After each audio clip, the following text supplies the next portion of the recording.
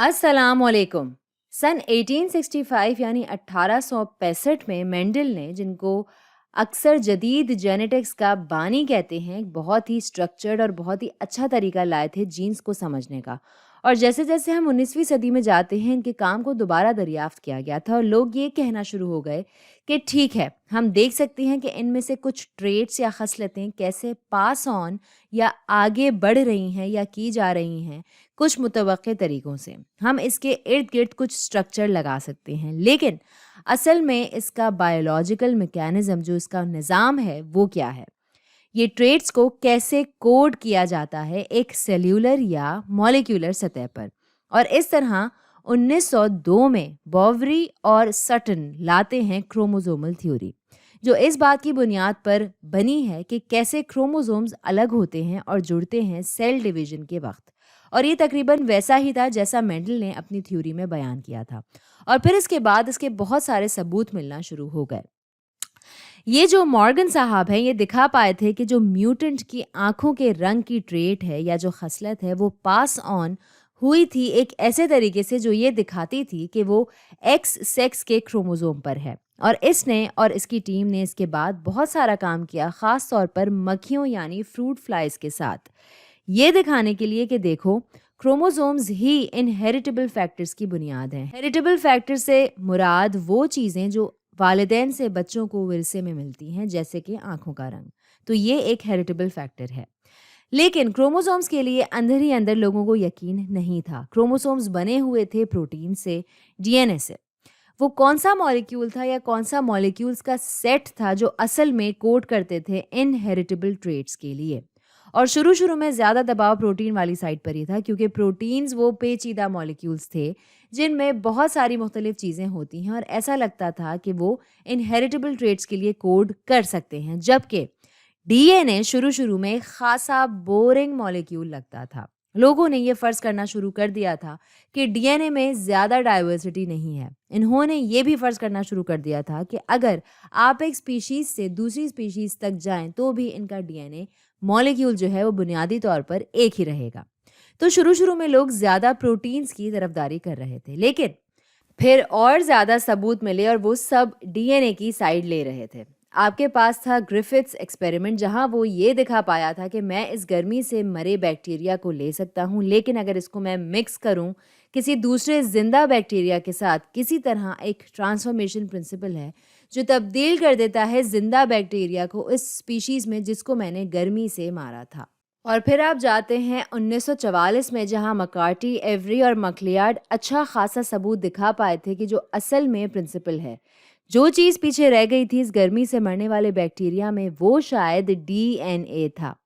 اور پھر ہمیں اور بھی حتمی ثبوت ملتے ہیں ہرشے اور چیز کے تجربوں سے، جہاں پہ وہ کہتے ہیں کہ ایسی کیا چیز ہے جو وائرسز بیکٹیریا کے اندر ڈال دیتے ہیں ان کے جینیٹک سسٹم کو ہائی جیک کرنے کے لیے، اور وہ کہتے ہیں کہ نہیں، یہ پروٹینز نہیں ہیں، یہ ڈی این اے ہے جو یہ کرتا ہے۔ تو انہوں نے حتمی ثبوت پیش کیے تھے جو ڈی این اے کی سائڈ لیتے تھے۔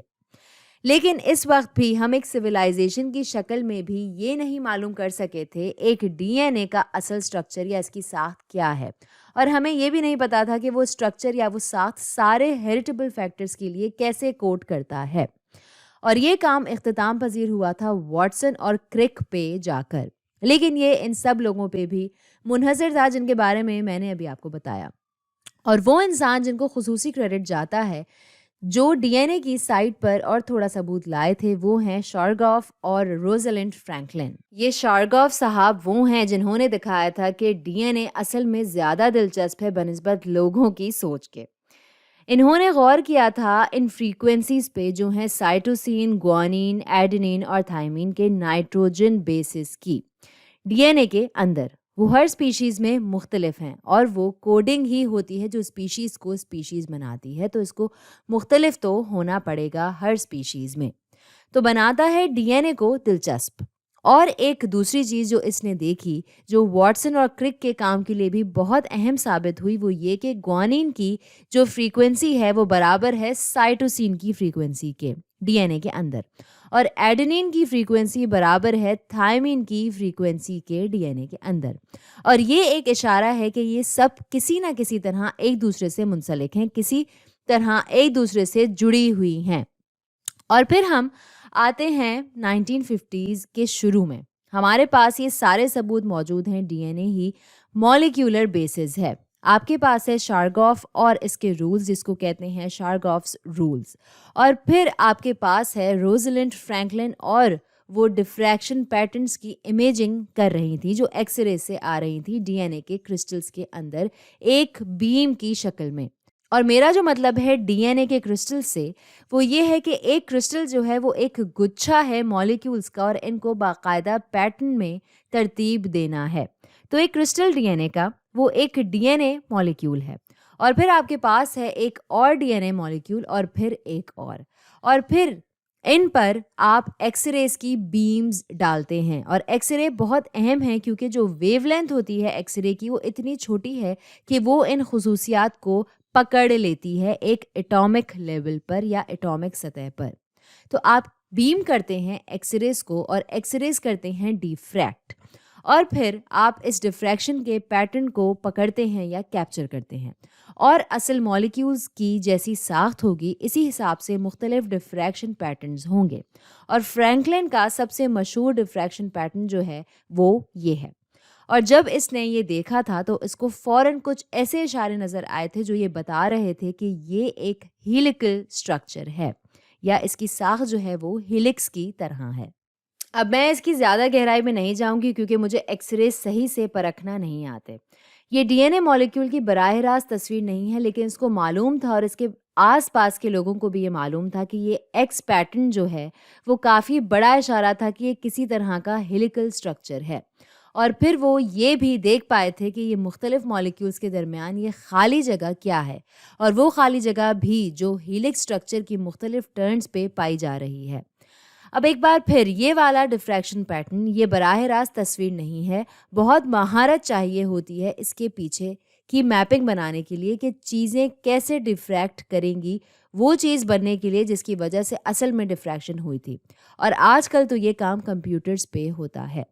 अब उस ज़माने में ये बहुत मुश्किल काम था, लेकिन फ्रैंकलिन को अंदाज़ा था कि ये एक हेलिकल स्ट्रक्चर है, लेकिन वो इंतज़ार कर रही थी कुछ और सबूत हासिल करने का इससे पहले कि वो अपना काम पब्लिश करती या शाया करती।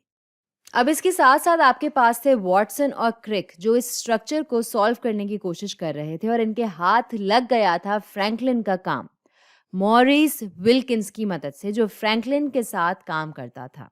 और फिर वो ये कायम करने के काबिल हो गए कि ये सिंगल हीलिक्स नहीं बल्कि डबल हीलिक्स है। और असल में आपके पास ये बेस पेयर्स थे जो डबल हीलिक्स की धारों की तश्कील कर रहे थे। और ये बहुत दिलचस्प था क्योंकि ये दिखा रहा था कि डीएनए कैसे रेप्लिकेट करता है अपने आप को, इसमें कैसे असल मालूमात हो सकती है।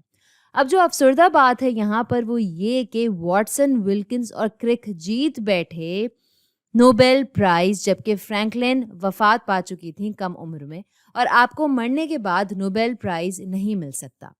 ये काम जिसको साइंस की दुनिया में बहुत अहम दरियाफ्त समझा जाता है वो फ्रैंकलिन के काम की बुनियाद पर मिला था। अगर वॉटसन और क्रिक को फ्रैंकलिन का काम ना मिलता तो शायद वो ये कर भी ना पाते। तो ये एक ऐसी औरत हैं जिसका साइंस की हिस्ट्री में नाम कम सुनने को मिलता है।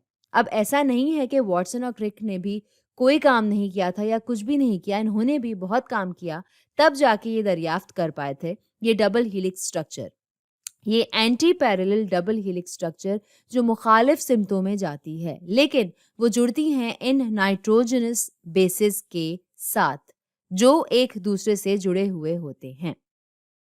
और ये बहुत बहुत बहुत बड़ी बात है। हमें मालूम था पूरी इंसानी तारीख में कि ट्रेड्स आगे पास ऑन होती हैं या जो खसलतें हैं वो आगे बढ़ती हैं। मुझे मालूम है कि मेरी हंसी मेरे वालिद साहब की हंसी से मिलती है, लेकिन ये मेरे डीएनए में कैसे इनकोडेड है। और अब हम ये देख सकते हैं कि जो हम समझते हैं कि हम क्या हैं, कैसे हैं, वो सब इन मॉलिक्यूल्स में इनकोडेड है और इन बेस पेयर्स में भी। तो है ना फिर ये खूबसूरत बात। तो आज के लिए इतना ही।